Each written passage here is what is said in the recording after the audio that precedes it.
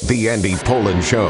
We got to go after this with everything we got, figuring they're going to come with everything they got. I'll start off by saying I'm bored, I'm broke, and I'm back. The Andy Pollin Show on ESPN 630 starts right now. And we're wrapping up the first week of the new year. Yeah, Larry David says it's too late to say Happy New Year. Maybe it is. It's the 5th of January, and we're heading into, thankfully, the final game of the season for the Commanders. God, this has been a long season. You know, it starts, that's the thing about football. It starts when it's hot and it's humid. You roll through the fall, and by the time you get to this point, it's bitter cold, and we still have, and I say this positively, we still have 6 weeks of football left to go. Well, it's not going to involve the Commanders. The offseason here is going to look a lot like it has over the last 25 years, a reset. Who's going to be the new coach? Who's going to be the general manager? Will there be a team president? And I think the Eric Bieniemy situation is very intriguing on a variety of levels, including the fact that he is African-American, and he's under contract. He's under contract for next year. Now, you know they have to fulfill the Rooney Rule, and I'm sure that he will get an interview to be the head coach here. Now, will this be what some have termed a sham interview circumstance, which he's been through a number of times? He's interviewed, was it 17 times to be a head coach and hasn't gotten it? And I think he may be desired by some other teams. There was a report yesterday that the Falcons, if they fire Arthur Smith, and that could hinge on what happens this weekend, because the Falcons have an outside chance of making the playoffs. But if they are out, does Arthur Blank fire Arthur Smith and bring in Eric Bieniemy? So it's very interesting the way everything will shake out. But the fact that Bieniemy has a year left on his contract and that he could be the last man standing when they clear everything out on Monday, Black Monday around here, what happens after that? And would he be seriously in play to become the head coach here? You might have said yes maybe 2 months ago. Now, I don't think so. But where does he go, and could he possibly be retained by whoever takes over? We'll look at that in the next hour. Been pulling some of these interviews that Joe Buck did some years ago. Excellent interviews. You find out a lot about the backgrounds of famous people, and we're going to play some of the John McEnroe stuff coming up later this hour. Also, this is fun. I look back on this. It was 14 years ago today that Mike Shanahan was hired as coach of the Redskins. You remember that Jim Zorn got fired either before he got on the plane or as soon as he got off the plane in their final game against San Diego, where he finished 4-12, and he was out the door after 2 ridiculous years as the head coach. And okay, finally, Mike Shanahan is coming in, and things are going to be good. Here's a guy who's won 2 Super Bowls.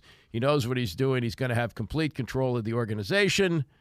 And aside from one really good year with Robert Griffin III, that didn't work out either. But what he said about Bruce Allen the day he was hired 14 years ago today, I think you might get a chuckle out of that, and we'll get to that at 9:45. Let's roll into this game coming up, and credit to Michael Phillips of the Washington Times for laying out everything as to what you have to root for if you want Washington to have the number 2 pick in the draft coming up. And boy, is it close with New England. It is. Here's how close it is, as he outlines in his story today in the Times. At the moment, Commanders' opponents have 140 wins, while Patriots' opponents have 141 wins. That means the Commanders would pick number 2 overall, but to hold that advantage, certain things have to happen throughout the weekend. The biggest game on the schedule is the Falcons-Saints game, because the Falcons played Washington and the Saints played the Patriots.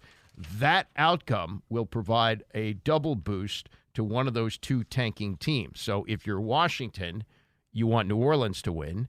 If you're New England and you want to have that number 2 pick and you lose to the Jets, and I'll get to that in just a second, but if you lose to the Jets, then you would want Atlanta to win. Now, he says 4 other games can nudge the strength of schedule by 1 game. And this is what you should root for if you're rooting for the Commanders to get the number 2 pick in the draft. The Steelers beat the Ravens. That's tomorrow, 4:30 game. We'll have it for you here on ESPN 630. Then the night game, the Colts beat the Texans. So you want the Steelers to beat Baltimore. You want the Colts to beat Houston. Then Sunday, you want the Packers to beat the Bears, which they should. and then the Raiders to beat the Broncos. Any combination of 3 of those 5 teams winning, including the Saints, gives the Commanders the inside track on the number 2 position. The simplest way, of course, is to lose to Dallas and have New England beat the Jets. And there's a number of reasons that might actually happen. One, the Jets stink, that's for sure. Number 2, Bill Belichick may be coaching his last game for New England and doesn't want to go out with a loss. Plus, he's still chipping away at that Don Shula record. I don't know whether he's going to get in New England or not. But we talked to Chris Price yesterday, the Boston Globe, and he's been covering this team most of the time that Belichick has been the coach. I think it's 19 years.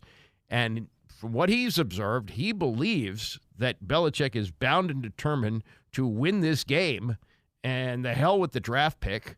Even though he might be back next year as coach of the team, he's going to have his team try to win. So you hope that happens. It's a 1 o'clock game. So you could go into Sunday's 4:30 game for the Commanders, maybe assured that all they have to do is lose, and it's over. Now, if you're looking at last year and say, well, the Cowboys came in here last year with an opportunity to win the NFC top seed and have home field and have a first-round bye, well, it really wasn't realistic because they had to beat Washington and they had to hope that the New York Giants would go to Philadelphia and beat the Eagles, and the Giants were resting all their regulars because they had everything clinched. There was no movement for them, no place to go up if they won the game. Philadelphia had everything to play for. They would lock up the number 1 seed and the home field and the first-round bye if they won the game.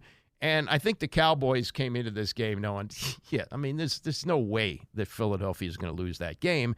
And they just looked disinterested. And Sam Howell looked pretty good. He threw only 19 passes. He did throw I think it was a pick 6 in that game, and they lost. Dak Prescott looked terrible. And I think we came away from it thinking, okay, beat the Cowboys with something to play for. Not really. It just didn't look that way. This time, Cowboys win. They win the division. They don't get the top seed. San Francisco's got that locked up. But they win the division, and they play at home. And Dallas at home in the playoffs is a whole lot different than Dallas on the road. So they got a lot to play for. I don't know about the 13.5-point spread. That's a lot. But I would be shocked if Dallas were to lose this game. Let's get to some of the yak about this. Jahan Dotson wrapping up a disappointing year. A lot of hope for him coming off of last year. He was hurt part of the season, missed 4 games, but in 12 games he had 35 catches, 7 of them for touchdowns, and he had an average of 14.9 yards a catch. This year he's managed to stay healthy for 16 games, but I swear, I watched some games where I thought he must be inactive because I haven't seen him at all. And in 16 games, he did have more catches, has had more catches, 47 of them. 4 for touchdowns, but his average is down 10.7 yards. So he's had 3 fewer touchdowns in 4 more games, and his average yards per catch is significantly down about 30% from last year. So he has not had the year that he wanted or anybody else wanted or anybody thought that he would have based on what he did last year, and this is how he looks at things heading into the finale Sunday. I'm a team guy. I'm never going to be a me guy, so I'm always going to put the team first. Not being able to put stuff forward to having wins and translating it's been really tough for me. But like I said, I'm just trying to come in every day, try to be a professional, try to work my hardest, put good stuff on film, and get open. Now, he's been part of, and you can give Ron Rivera credit for this, the griping that used to come out of that locker room was amazing. The stuff that people would drop on, players would drop on reporters off the record, it was just a mess for many years there. So Ron Rivera has shored that up, and they've brought in some really good people. He's a good person coming out of Penn State and has been a stand-up guy, disappointing what he's done on the field this year, but never disappointment off the field. But this is his take. He comes from Penn State, so he's coming from a winning program to Washington, and he's looking at the culture now. He knows that Ron Rivera is not going to be back, but he's asked about culture and what needs to happen if and when some new person comes in, and it's going to be people, really. It's going to be a general manager and coach for sure. quite possibly president, general manager, and coach. Here's Dotson on culture. I would say as far as players, just a sense of culture. Just we got to have a mindset in here that we want change. We can't just accept this type of stuff because this is really hard on a lot of people. I know a lot of people come from winning backgrounds, so we got to bring that stuff in here. We can't accept anything but winning, honestly. And that starts with us players, no matter who the coaches are. That starts with us.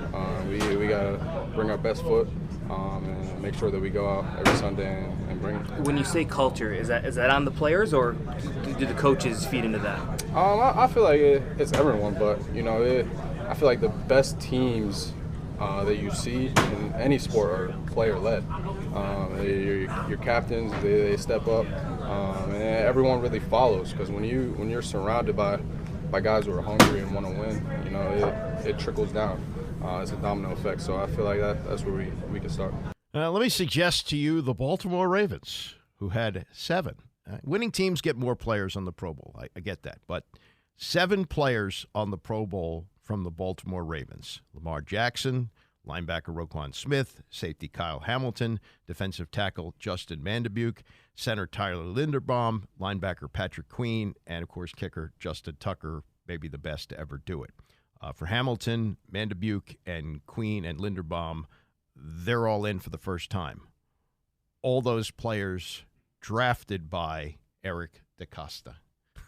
And it's been seamless, really, with the Ravens because Ozzie Newsome, who is in the Hall of Fame as a player and probably should get there again as a general manager, ran things for many years. Ozzie was the guy that everybody answered to, and he put together the 2 Super Bowl teams that they had, great drafting, great free agent moves, and under him was Eric DeCosta, who learned from Ozzie Newsome, and when Ozzie was ready to step aside, DeCosta has stepped in, and obviously he's done a good job.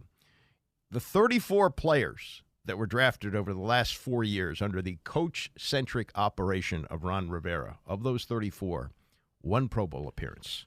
That was Deron Payne last season. That's it. 34 players drafted, 1 Pro Bowl.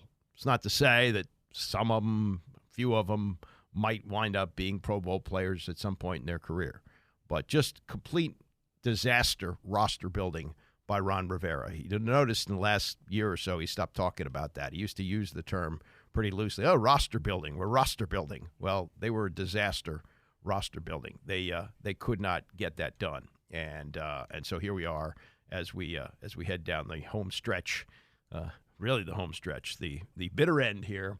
And the record shows that he was a horrible talent evaluator, he and his staff, his hand-picked staff, Carolina people that he brought in. Also, I don't think there are any Pro Bowl appearances of the free agents that he signed. Just overall complete bust. And the record on the field speaks for itself, which will wind up this year, more than likely, 4-13. Best record over the 4 years, 8-1. Not too good. All right, Monday night, championship game, Washington, Michigan. Michigan favored by 4.5, over under 55.5 points. Rick Neuheisel is an analyst for Fox, former coach at Washington. Maybe there's some bias there. But when he was on with Dan Patrick this week, this is his pick for the national championship. I'm going to go with Washington at my own peril because I still think they're the most explosive team. And I think it takes some explosivity to win these games. But Michigan just basically took, Alabama out to the woodshed in terms of explosiveness. So there'll be none. There'll be none in 2024. But I just think Michael Penix and this rain-making ability that he has with that left arm is going to be tough to handle. Well, you played the position. What do you see with Michael Penix next year? I think Michael Penix is going to be a great pro. He's not as pretty a left-handed passer as Kenny Stabler or Steve Young, that just looks like it's like all of us who are right-handed see Phil Mickelson's golf swing and we want it, right? We because he can do these things. But when you look at Penix, it doesn't look as smooth, but the ball just absolutely comes out of the sky just so beautifully. And that triumvirate of receivers is just spectacular. A doomsday. I mean, Yeah. when the moon hits your eye like a big pizza pie, that's a doomsday. You're short on sleep, aren't you? I'm short on sleep. I apologize. You said, I don't know how many weeks ago, that you thought that Jim Harbaugh was going to coach in the NFL next season. I still believe it. I think, obviously Michigan's got a handsome offer on the table, wanting him to stay for the long haul. I think he loves his alma mater. I think he loves, in particular, this team, this version of Michigan. But I think if the Raiders or the Chargers come to him, I think he'll be there. But I don't understand this. If he loves his alma mater, then why commit to your alma mater? Why? Oh, I agree with that. But I mean, he's got a pretty hefty chunk of change sitting on the table, and he hasn't gobbled it up. He was asked the question in the post-game press conference last night. No, he said he's going to be on a plane to Ann Arbor. That's his plan, not necessarily what happens next. So avoiding the question is almost answering the question. Jim thinks J.J. McCarthy is the greatest Michigan quarterback of all time. What do you look at? What do you think the pro scouts think of J.J. McCarthy? I think he's a very attractive quarterback, whether he's a first round. I don't see enough trajectory ability. I don't see him being able to change trajectories as fluidly as Penix does. Yeah. I don't see that in his game yet. But the play yesterday, Dan, where they threw the ball back to him and he made the over-the-shoulder catch and then made the beautiful overthrow, that was sensational. If you just run that one back as an NFL scout, you're going to find a way to get him in your locker room. He's Rick Neuheisel, CBS Sports college football analyst, former college head coach. Should we move the transfer portal back or maybe ahead to after the postseason? Like, where do we sign? I'll be the John Hancock on that one. I mean, absolutely, we have to get the transfer portal after the college bowl season. We have to move it. Now, I know universities are saying, well, school's starting. We need to get these guys in school. Well, then we'll just give way to bowls. Then we'll just stop worrying about who plays in them, and we'll move the bowl season up to the week 0. We'll do it at the front end of the season because everybody wants to play then. But what happened over this course of this bowl season too often was not very pretty. And the most flamboyant example was the Florida State game. So what do we do? Now, I know that the bowl games next year will mean more because there's teams actually playing playoff games. I don't think we'll see players opting out of a playoff game. I don't think so. Okay. But we saw Malik Murphy leave his team to go and transfer someplace. I mean, if Quinn Ewers gets hurt last night, we're going to Arch Manning, who played very little this year, rather than the guy who started 2 games. So that was enough information for all of us to realize we've got to tweak this and let guys finish what they start. Yeah, and, Florida State's getting roughed up after the fact and during the fact with Georgia, but everybody opting out, they had, in their mind had no reason to play. What do you make of Florida State's future here? Well, it's ominous, obviously, with the ACC, and that makes it ominous for the ACC because we've seen what happens to the Pac-12 when all these chess pieces start getting moved. I think we've got 2 years. I think we're on the clock. The remainder of the television contract with the CFP and ESPN, ABC, Disney. Once those 2 years are done and it goes to the market, I think the market's going to move pieces around so that we get closer to the model that Chip Kelly kind of espoused here recently, talking about 65 teams, regionality, football. The rest of the sports on campus go back to, the conferences that we all kind of knew here and loved. And I think that we'll get closer to that. That is Rick Neuheisel. I think I said Fox. It's CBS, and he was on with Dan Patrick. That was Tuesday after the semifinal games. He likes Washington to win. They are 4.5-point underdogs against Michigan. 7:30 kickoff, and God, I hope they kick off at 7:30. Not a lot of pregame chazarai that they actually kick at 7:30, but we'll have it for you here on ESPN 6:30 National Championship game from Houston on Monday night. All right, coming up 14 years ago today, the then Washington Redskins looked like they had finally turned the corner. Well, we sort of had these false turning of the corners many times with Dan Snyder, but after the Jim Zorn disaster, they hired a two-time Super Bowl champion coach who, over the course of time, has proven not only was he a good coach, but he could train good coaches who now populate the league and win championships. Mike Shanahan, hired 14 years ago today, but on that day, what he said about Bruce Allen is, in the prism of history, mind-blowing. We'll get to that next. It's the Andy Pollin Show, ESPN 630. The Andy Pollin Show on ESPN 630, the sports capital. 10:30, we got Ravens preview as the Ravens wrap up the regular season tomorrow against the Pittsburgh Steelers. 4:30 kickoff. We'll have it for you here on ESPN 630, and we'll be joined by Luke Jones, the WNST, to preview this and also review what has been an incredible season for the Ravens as they have locked up the top seed in the AFC. They have the best record in the NFL at 13-3, and they are just rolling in off two great performances against really good teams. I mean, they blew the doors off the 49ers in San Francisco on Monday night and came home and even had a bigger blowout against the Miami Dolphins. And what happens tomorrow is inconsequential because they have everything clinched. Also, Tony's coming up at 11 o'clock.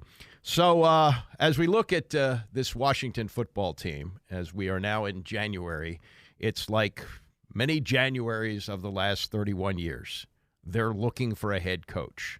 Now, remember when Joe Gibbs left the first time after the 1992 season, which would have been in 1993, he waited until March to retire for the first time. And Richie Pettibone was the only logical choice. I mean, the hiring cycle had already been done, and this was March the 5th, I think, March the 6th of 93, and Richie got the job and should have gotten the job. He did a great job as defensive coordinator.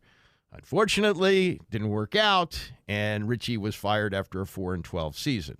Norv Turner comes in. Hired by Jack Kent Cooke. Jack Kent Cooke passes away.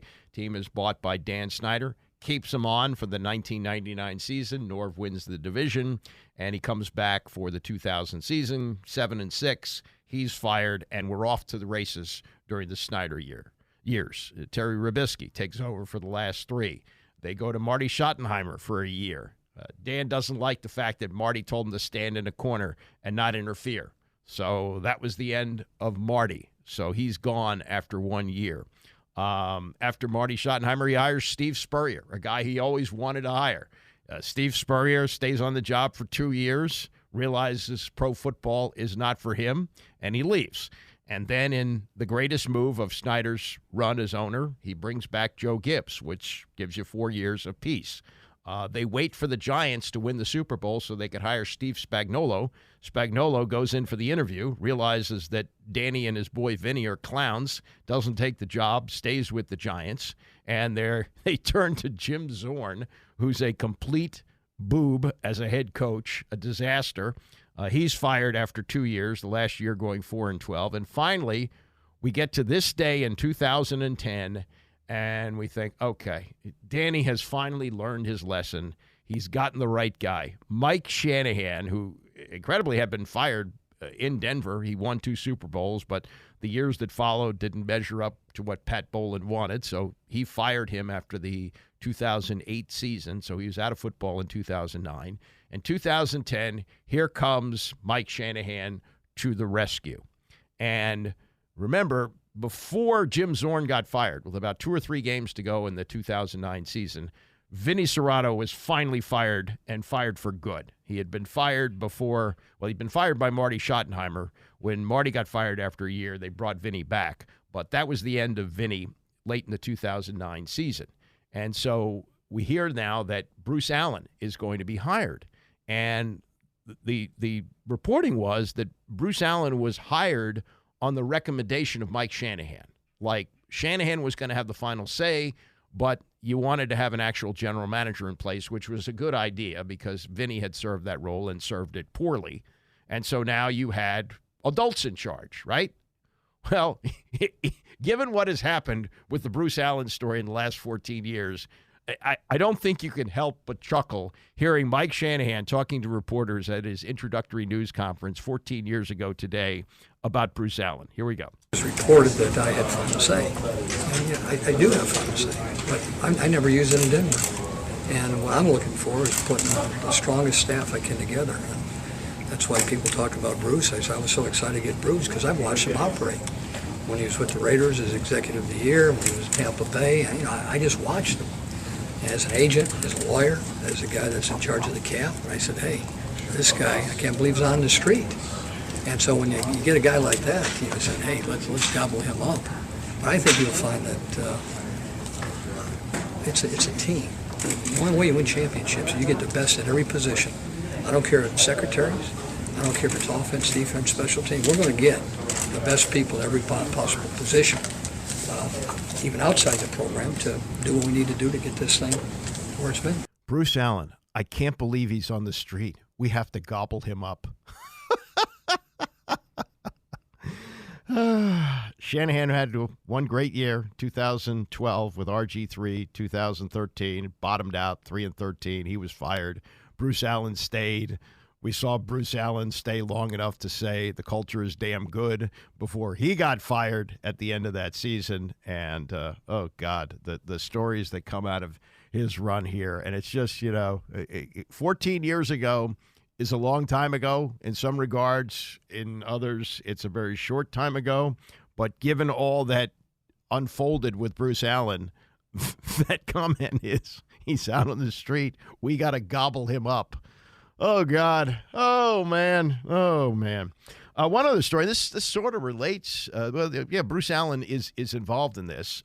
Jim Kelly and Dan Marino were on the Dan Patrick Show yesterday in advance of this huge game coming up Sunday night. The Buffalo Bills against the Miami Dolphins. Winner take all for the division. Both teams are going to be in the playoffs, but the winner of that game wins the division.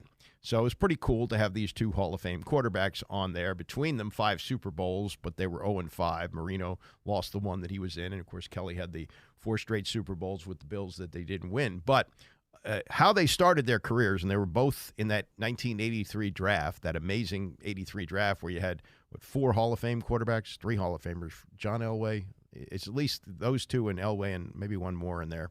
And Ken O'Brien had a nice career with the Jets as well, also in the first round that year. But that was the first year of the USFL.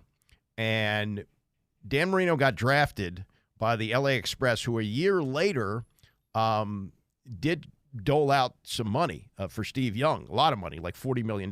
They weren't willing to pay Marino that kind of cash when he was coming out of Pitt, so he wound up signing with the Dolphins. But Kelly, who was drafted by the Bills, also was drafted by the Chicago Blitz, who were run by Bruce Allen. And his father, George Allen, was the coach of that team. So here's Kelly recounting yesterday on the Dan Patrick Show as to why he wound up at the USFL and Dan Marino did not. You have to remember, Dan was drafted by the Dolphins, or he could go to the LA Express. Back then, I was drafted by the Buffalo Bills, and I was drafted really by the Chicago Blitz. And bottom line is, long story short, we were in the office ready to sign the contract with the Buffalo Bills.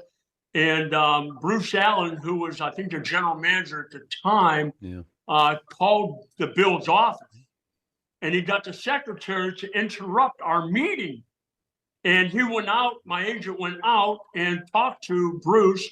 And he said, what are they offering you? And my agent told him, he said, oh, no. He said, don't sign that. He said, we'll give him a lot better deal. He can pick any team in the USFL he wants, and we will pay him more money. That's about all I needed to hear, because if you remember, Dan, back then the Buffalo Bills were not very good. I think they went after I signed with Houston, they went back-to-back 2-14 seasons, so that wasn't very good. And Kelly, as part of the Gamblers, were they a show? They had Gary Clark and Ricky Sanders, and he was lighting it up. That was a fun team to watch with Kelly, and he wanted to stay in Houston. Fortunately for him, the league folded, and the way it worked in those days, maybe it still would work that way today, even though it had been a couple of years, that the Buffalo Bills held his rights. So I don't think he would have been able to go anywhere else. He would have had to maybe sit out a year. I don't remember exactly. But after the USFL folded, he wound up signing with the Buffalo Bills, and then they got into their rebuild with Marv Levy, who was a Hall of Fame coach, and they went to their 4 straight Super Bowls. But, it's another what-if story. Eventually it wound up, I guess, the way it should have been, where Marino winds up with the Dolphins and Jim Kelly winds up with the Buffalo Bills. But let's just say Marino goes to the LA Express. That one Super Bowl that he played in was after his second year. Would there have been enough time for him to get to Miami to do that? How would have everything worked out there? And Kelly going to the Buffalo Bills, well, that's a big part of their story and a big part of what they built with Bill Polian. Another example of why you need a strong general manager. I think they came in at about the same time. If I'm not mistaken, I think Polian became the GM of the Buffalo Bills about that time, and he built those 4 Super Bowl teams. And really, if you look at what happened to them in those 4, they were probably a better team than the Giants in the first one. And if Scott Norwood makes that field goal, which is a makeable field goal, was it 46 yards or something like that? If he makes that field goal, they win that game. I don't know if they get back. There's that possibility. But when they do get back, they're playing a far superior Dallas team. Well, they played Washington the first year, as a matter of fact, after and that was a much better Washington team. That's probably the best team they've ever had. They lost that. And then the next 2 were to the Cowboys, who, with Jimmy Johnson, may have put together the best team of all time. And they lost those back-to-back. But, I love backstories, and I had not heard that. And it was Bruce Allen who got Jim Kelly to the USFL. Now, they traded his rights to Houston. He didn't stay with the Chicago Blitz, but he had some really big years, big number years with the Houston Gamblers. Coming up in the next hour, comments from Eric Bieniemy, maybe the last we'll hear from him, plus Ravens preview as the Ravens close it out tomorrow against the Pittsburgh Steelers. Stay with us. It's the Andy Pollin Show, ESPN 630. Rah, rah, rah. Lose to the Cowboys. Rah, rah, rah. Go Patriots. That's a weird feel, isn't it? Going into this weekend. I've seen terrible endings to seasons and draft picks. They've never really been in contention for number 1 overall, and I don't think they've ever had number 1 overall. They had 2, had 3, and when they've been at the top, they've just really blown it. Chase Young, latest disaster. Heath Schuler years ago. I mean, they have not done well, but hopefully there'll be some really smart people in charge when they get around to drafting. But in the meantime, you got to finish up this miserable season, and we'll take a listen to what Eric Bieniemy said yesterday to the media and what could be his final news conference here. A lot of speculation as to what's going to happen with him. Could he go to a head coaching job someplace else? All these things that are in play with the coaching staff almost certain to be fired on Monday. I believe be a shocker if they don't completely clean house, and I would expect the front office to go as well. I would think those are guys that were hired by Ron Rivera, Martin Mayhew, Marty Herney, although Marty Herney has been seen chumming around a lot lately with Josh Harris. Is it possible that Marty Herney becomes the general manager of this team? Whew. Anyway, a lot to unpack there. We've got Ravens preview coming up at 10:30. Luke Jones of WNST will join us, and got the game here tomorrow as they're resting everybody. Everything is clinched. And, I think the big fear about the Ravens is what happened in 2019 when they had the best record in the AFC at 14-2. They had a first-round bye, and they played the Tennessee Titans at home, and they got run over. And whether or not that can happen again, we'll see. Lamar Jackson has been great during regular seasons, not so great during playoffs. And with a lot of rest, let's say he won't have played this week. Then you got the bye week. So it's 2 full weeks of not playing. By the time you get to game time, it's basically 3 weeks of inactivity if you go back to what happened in the Miami game on Sunday. So there's that fear, but you got to like the way they're playing now. Gosh, blowing the doors off of 2 really good teams this past week. And Pro Bowl selections are out. We'll get to that, but they had 7, which is not uncommon for a team with a top record. But names Lamar Jackson, Roquan Smith, linebacker, safety Kyle Hamilton, defensive tackle Justin Mandebuke, center Tyler Linderbaum, linebacker Patrick Queen, and kicker Justin Tucker. It's first time for Hamilton, Mandebuke, Queen, and Linderbaum, and all these players were drafted by Eric DeCosta. Yeah, smart guy who learned under Ozzie Newsome. They pass the torch seamlessly, and they keep on selecting players. Of the 34 players that were selected during the Ron Rivera era, one Pro Bowl appearance, Deron Payne last year, 34. And the free agents didn't pan out either. So talent acquisition here has been a complete disaster over the last 4 years. And the record, well, given the other records that have been accumulated during the Dan Snyder era, it's in line with some of them, Zorn, Spurrier. But over 4 years, he had his best season last year, 8-1. And talking about being vindicated next year with the quarterback who's very much in doubt, Sam Howell, forget about it, Ron. I don't know what he's going to do again. If he wants to coach, I would imagine somebody will hire him as a defensive coordinator, but his days as a head coach are over with. As for Eric Bieniemy, now it gets very interesting here with the timing of the way you're allowed to talk to coaches. And Adam Schefter laid that out with Rich Eisen yesterday, and we'll play some of that in just a moment. But it used to be, oh, man, it was a race to get these guys hired. And if your team was deep into the playoffs, you got screwed. Coordinators who wanted head coaching jobs, they couldn't talk to anybody because they were tied up in the playoffs and they couldn't do it. As a matter of fact, that's Norv Turner. They had to wait here. When Richie Pettibone got fired at the end of the 1993 season, they couldn't talk to Norv Turner until the Super Bowl was over. And they won their second Super Bowl against Atlanta in January of 1994.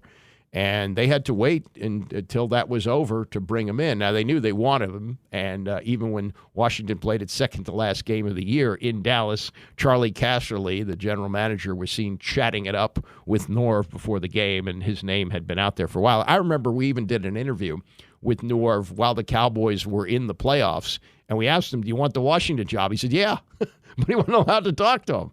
So eventually he got it. Now they've kind of tweak the rules a little bit, and it's different. But you also have the Rooney Rule that you have to satisfy. And Eric Bieniemy is an African-American. He's been interviewed many times for head coaching jobs. He's never gotten one. And, you wonder how this will work with him under contract. Is that a requirement? Is it required of him to grant an interview for the head coaching job, which he probably at this point figures he's not going to get? We've had African-Americans turn down this because they don't like the sham of having to go through this dog and pony show for a job that they're not going to get. And Bieniemy, having been through this many times, he may say, look, you've seen my work here for a year. If you want me, hire me. But I'm not gonna fulfill some kind of requirement for you. That's going to be something to keep an eye on. And whether that actually plays out and how they do it, it's not a problem to fulfill the Rooney Rule. There are plenty of qualified assistants out there who would interview for the job and would want, and the whole purpose of the Rooney Rule, as a matter of fact, was to get their names in circulation. It wasn't that you necessarily would hire them, but names of prominent African-American assistant coaches would be out there, and they would draw the attention of other teams, and eventually they'd land head coaching jobs. Hasn't worked out so far for Eric Bieniemy. But yesterday, which was his final in-season news conference as offensive coordinator, he was asked about the experience and the 1 year that he's had here in Washington. You're always self-evaluating, but when it's all said and done with, the only thing that you can worry about is this moment. This is all that matters. Obviously, it hasn't been the season that we would like it to be, but I've had a great deal of fun. It's been a great opportunity working with the coaching staff and just the personalities and, sharing all the different intimate moments that you have throughout the course of a season, and then having this opportunity to work with some of these players. It's been a great learning experience, not only for them, but for me as well. Just getting to know people and then understanding personalities and then just making sure that you can make what you know fit with the dynamics of what you have in that room. So it's been something that I'm looking forward to, and it's been a great experience.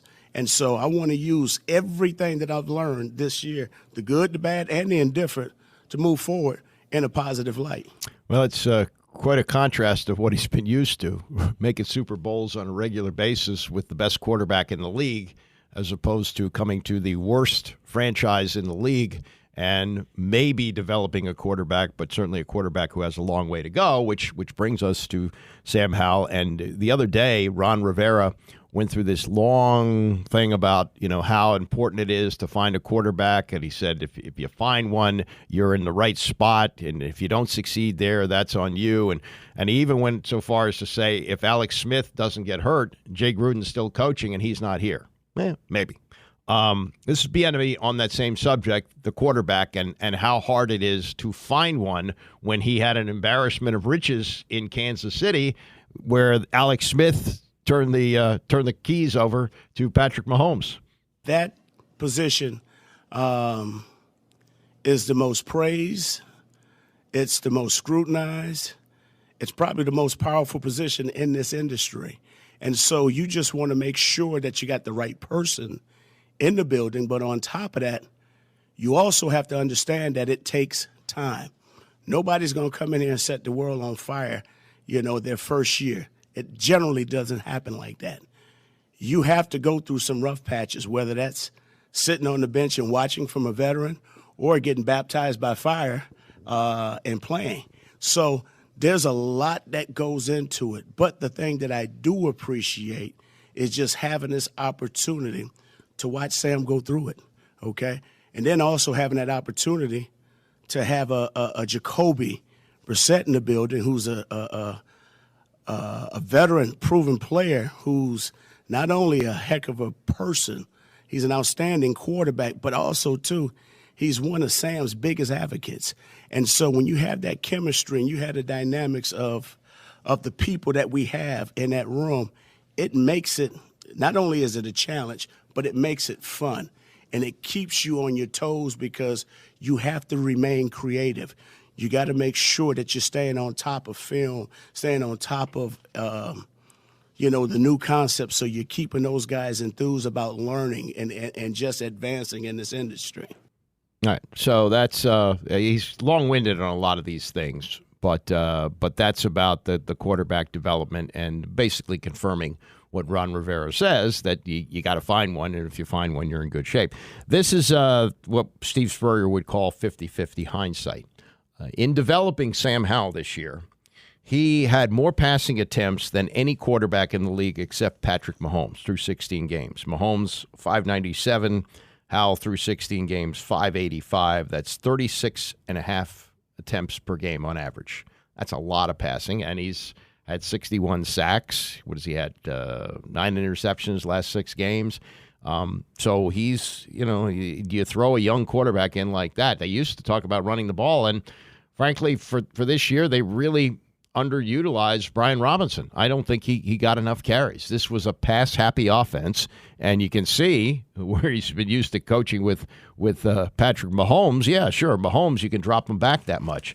Can't really do that with him. And so as you look back and wonder about those numbers and wonder about the second-year quarterback who had exactly 1 game last year, dropping back and throwing as much as he did, question to Bieniemy, was that a mistake? A lot of that is predicated on the score, the situation that presents itself. There's a number of things that you can do to change everything, but it worked out the way it did. And I think what has happened throughout the course of the season, it's helped Sam to grow. Like I said, he's had some highs, he's had some lows, he's had some challenging situations, but the thing that is testing, it's not only tested him as a talent, it's testing his character. And he's finding out more about who he is as a person. And the thing that I love about him is his behavior has not changed. If anything, going through this adversity has made him even more hungrier. It's given him even more of a passion to want to perfect his skill set. So, Yeah. That's the thing that excites me about Sam, and that's what you want from a quarterback. Yeah, there's an element of peeing in my ear and telling me it's raining there. That by dropping him back as much as you did, having him throw second most attempts next to Patrick Mahomes, I understand you're trying to come from behind in a lot of games, and then saying, well, that adversity served him well. Did it? I don't know. I mean, he seemed to regress at the end of the year, and a guy who gets sacked as many times as Sam Howell does, we've seen that. David Carr holds the record with the expansion Houston Texans. And David Carr never really recovered from that. He was the number one pick of the draft. He might have had a good career had he gone to another team. And he finished up, I think, as a backup with the Giants, maybe even on a Super Bowl team. But his career didn't go the way certainly he wanted it to, nor the Texans, because he maybe got just beat up too bad and maybe just got too gun-shy after all those sacks, and maybe the same thing is happening to Sam Howell. This Adam Schefter yesterday on the Rich Eisen show, and not only is Washington going to be in the mix for a new coach, they're going to be in the mix with a lot of teams, so there's going to be a lot of competition for head coaching candidates, right? Because there's going to be a lot of openings, and this may be an attractive place to go. They've got cap room, high draft pick, whether it's 2 or whether it's 3, the ability to develop maybe a franchise quarterback from that. There are things that make it attractive. But, again, there's going to be a lot of openings. So this was Schefter yesterday with Rich Eisen on just how many he thinks will be open once we get to Monday. I've said all along, 7 to 10, and I still believe that to be the case. Wow. 7 to 10. Rich, let me explain this to you. Yes.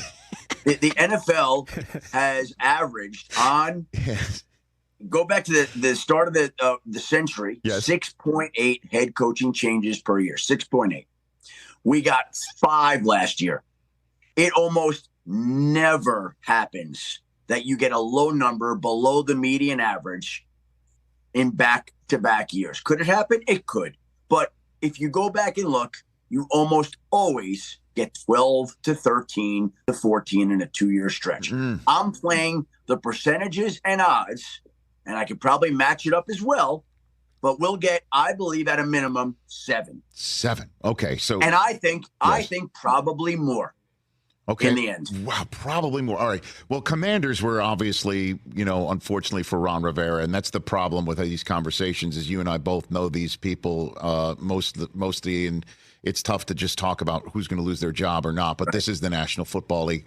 So it's become sport for better or worse. I don't like it, and I try to avoid it as long as possible, but when you're coming up to the last weekend of the season, it's just a part of the conversation the way playoff clinching scenarios are. It just is. Like that's how it is, so unfortunately. The Commanders are 1.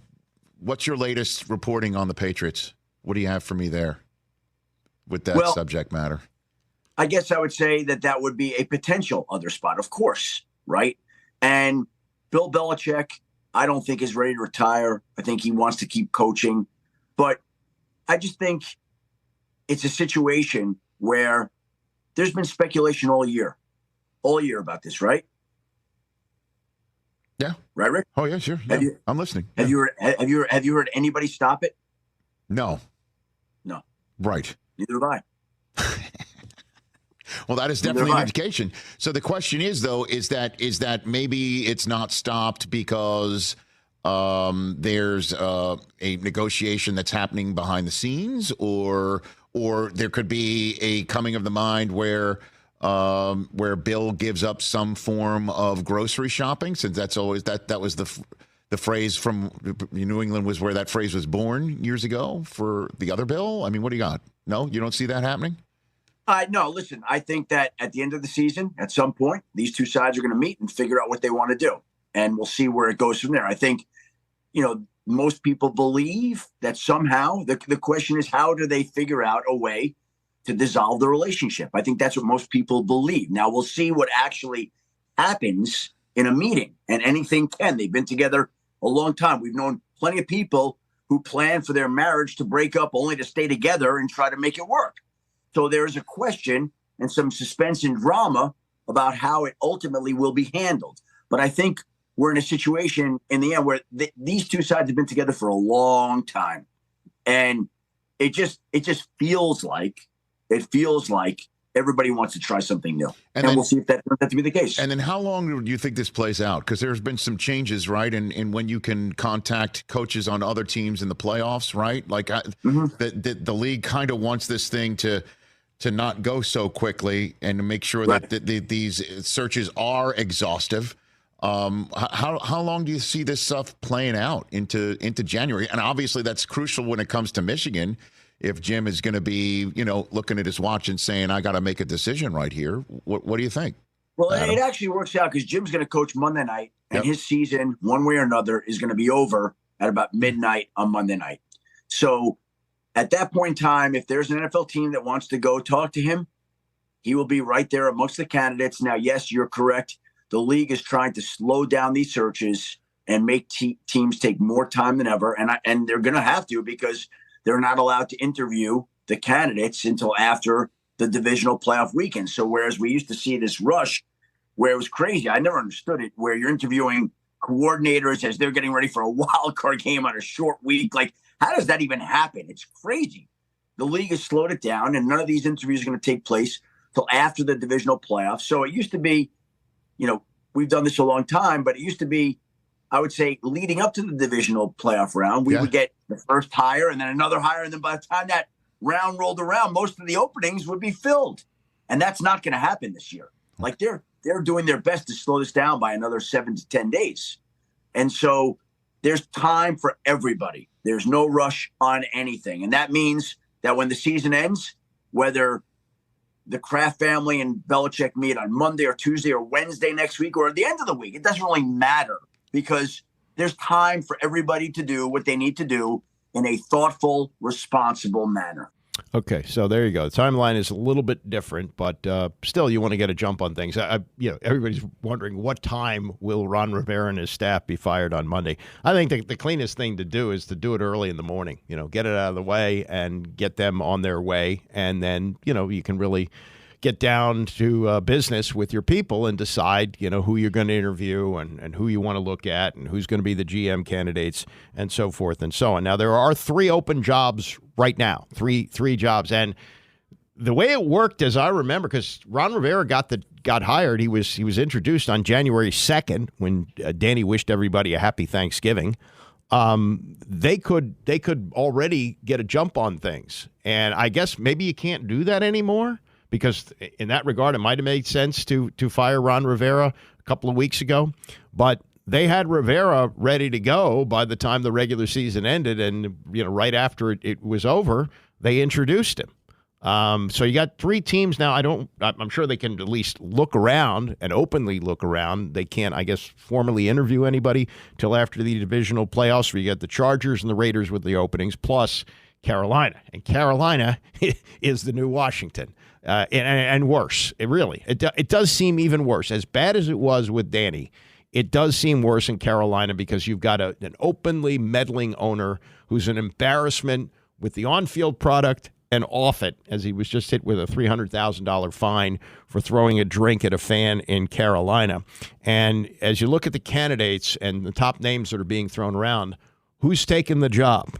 Albert Breer took a look at this with Dan Patrick, and here's the candidate. Here's the type of candidate that David Tepper is going to be looking at for his opening.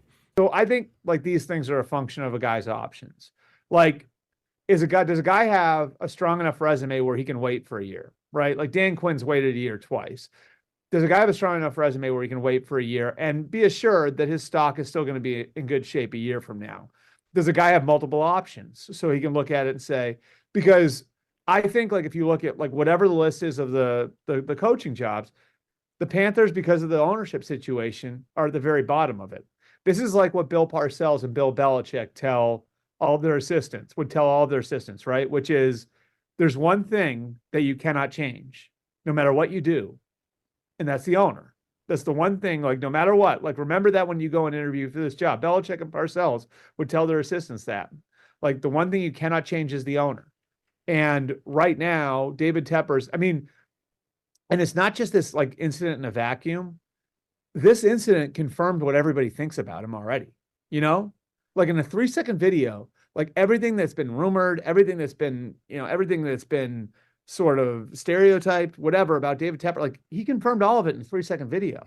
So, you know, I look at this and it's just it's again, like, I think the Carolina job, as far as desirability, will be at the bottom of the list, which means they're probably going to have to hire a guy who doesn't have the leverage to wait for another year and doesn't have multiple options. What a vicious spin cycle they're probably going to be in. They'll hire somebody, he may last a year or two, and then they try and hire again, and it's the same circumstance, a guy who can't afford to wait a year. What a mess. Also, Breer has this. He put out this morning. It's a list of, looks like about 24 names of potential candidates to become general managers. And a couple of names caught my eye. One of them, because you've heard that the Josh Harris group is very much interested in what the Ravens do. They want to do things like the Ravens, and who could argue with their success is they've got a team who could easily win the Super Bowl, not easily, but could win the Super Bowl this year, and they won one 10 years ago. They've had a successful operation, and they run it the way a professional operation should be run, with a strong general manager, with a coach who's been on the job for 15 years, director of player personnel. It's a good structure. Their vice president of football administration, his name is Nick Mateo, and this is what Breer writes. The Carolina Panthers saw an interview with Mateo a couple of years ago. It was surprising to a lot of people. Even now, it's probably early for him, but Mateo, after 8 years in the league office and time spent on the NFL's management council, has quickly become an important part of the Ravens football operation. But again, he's only worked on the team side for 5 years, which is very light for a GM candidate. The other name, which is probably familiar to you, Kyle Smith of the Atlanta Falcons, assistant GM. Now, Falcons aren't very good. They're still looking for a quarterback like everybody else. But he's the son of former Chargers GM A.J. Smith and was here after years here in Washington, came in with the Shanahans. And he says that Breer writes, teams have tried to poach him, which is one reason why Terry Fontenot promoted him in the spring. Assistant GMs can't leave for anything but GM jobs without permission. Niners coach Kyle Shanahan is a proponent and even explored trying to hire Smith a couple of years ago when GM John Lynch considered walking away. He was here when Rivera got here. He got rid of him because he needed Carolina guys he was familiar with. But Kyle Smith would be an interesting name, even though you could look at it as a Washington retread. I think that's a possibility. And the name, I don't know if I haven't even checked in here. Maybe Louis Riddick's name is in here. I wouldn't rule him out. He's been here before. I think he's really good on television, really smart, and really has a great presence about him. I would welcome him here as well. But anyway, all this will be next week. This will dominate everything we talk about next week, and it's just a question of exactly what time on Monday Rivera and his staff are going to be told to leave Felix Unger style. All right, coming up, Tony's got a show, and we'll be back here on Monday. I want to thank Rex Minturn for running the show. Thanks to all of you who listen. Have a great weekend, and I'll see you Monday morning, 9 a.m.